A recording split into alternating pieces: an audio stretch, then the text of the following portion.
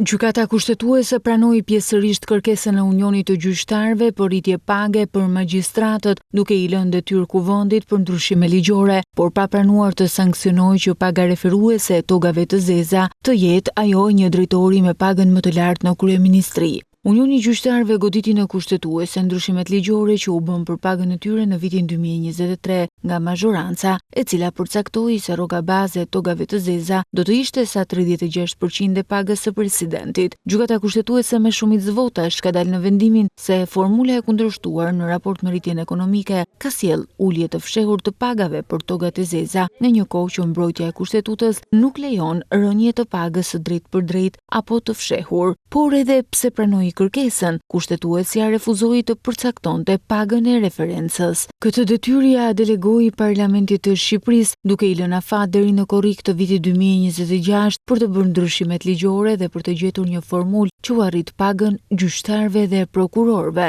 Gjykata konstatoi se paga e gjyqtarit, magjistratit e caktuar në vitin 2016 nuk ka pësuar ndryshime, por vetëm problematika të zbatimit të ligjit në praktik për shkak të mënyrës së formulimit të normës ligjore. Jo vetëm që paga e gjyqtarëve do të rritet, por gjykata kushtetuese tha se shteti duhet të paguajë sistemit të drejtësisë diferencën që kanë humbur prej 31 prillit të vitit 2023. Kjo ishte hera e dytë në 3 vite që gjyqtarët ju drejtuan gjykatës kushtetuese për rritjen e pagave, çka ka nxitur reagime të forta nga kryeministri Rama, i cili e ka cilësuar turp kombëtar.